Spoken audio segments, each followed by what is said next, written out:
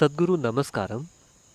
आपने अपने पिछले सत्संग में कहा था कि 30% बीमारियां शरीर की होती हैं और बाकी मन से पैदा होती हैं। मैं बस जानना चाहता हूं कि अगर हमें कोई बीमारी होती है तो हम ये कैसे पता लगाएंगे कि इसे मन ने पैदा किया है या ये शरीर की है। और अगर ये साइकोसोमैटिक या मनोदैहिक प्रकृति की है तो इसके पीछे किस तरह की भावनाओं और विचारों का हाथ होता है। हम कैसे इसका पता लगाएं और अगर हो सके तो इसे कैसे ठीक करें। धन्यवाद। मान लीजिए कि आपका दायां हाथ अजीब हरकतें करता है, आपको मारता है, आंखों को कोचता है। आपको बीमारी है या नहीं? है ना? निश्चित रूप से है। आपका मन बिल्कुल यही कर रहा है ना? ये जागता है, इधर उधर जाता है, आपको चोट पहुंचाता है, आपको रुलाता है, आपको दुख देता है। आपको बीमारी है या नहीं? अगर आपका हाथ आपको कोंच रहा है, मार रहा है, पीट रहा है, तो निश्चित रूप से आप बीमार हैं, है ना?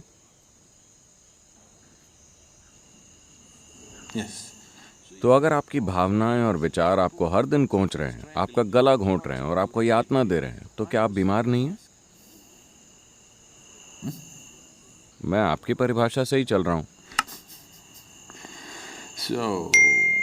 तो चूंकि ये बीमारी जारी है, ये कई तरीकों से भौतिक शरीर में जाहिर होगी। इसमें अब कोई शक नहीं है। हर विचार, मन के स्तर पर होने वाला हर स्पंदन, आप कैसे स्पंदन पैदा करते हैं उसके अनुसार पूरी केमिस्ट्री में बदलाव आ रहा है। यह सब नापा जा चुका है। अभी अगर आप शेर के बारे में सोचें, आपकी केमिस्ट्री एक तरह की हो जाती है, रासायनिक बदलाव आते हैं। आप फूलों के बारे में सोचिए, एक दूसरी तरह का रासायनिक बदलाव होता है। इसे नापा जा चुका है। तो हर विचार के साथ अगर पूरी केमिस्ट्री बदलाव से गुजरती है, अगर आपका मन ऐसी हालत में है, तो आप जानते हैं कि आप किस तरह का सूप तैयार कर रहे हैं। आप एक घटिया सूप हैं। सिर्फ घटिया ही नहीं, जहरीला भी। अगर आप इस जहरीले सूप में हर दिन डूबे रहते हैं, तो खुशहाली कैसे मिलेगी? ये वैसे नहीं आएगी। इस दुनिया में आज इस चीज पर हमारा इतना ज्यादा नियंत्रण नहीं है कि हम क्या खाते हैं, क्या पीते हैं, क्या सांस में लेते हैं। सब कुछ थोड़ा जहरीला हो गया है।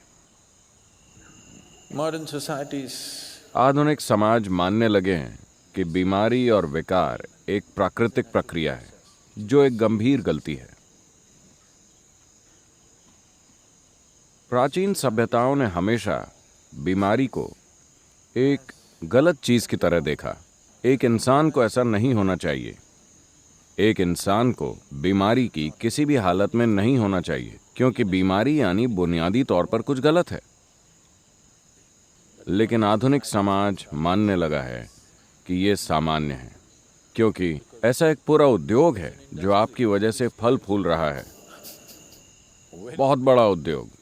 इस धरती पर दूसरा सबसे बड़ा उद्योग है दवाइयों का। अगर इस दुनिया में दवाइयों का उद्योग दूसरा बड़ा उद्योग है, यानी कि घटिया सूप की भरमार है। आपको हर दिन इसमें कुछ ना कुछ डालना होता है ताकि नहीं, अगर आप चाहें तो हम इसे बड़े शानदार सूप में बदल सकते हैं।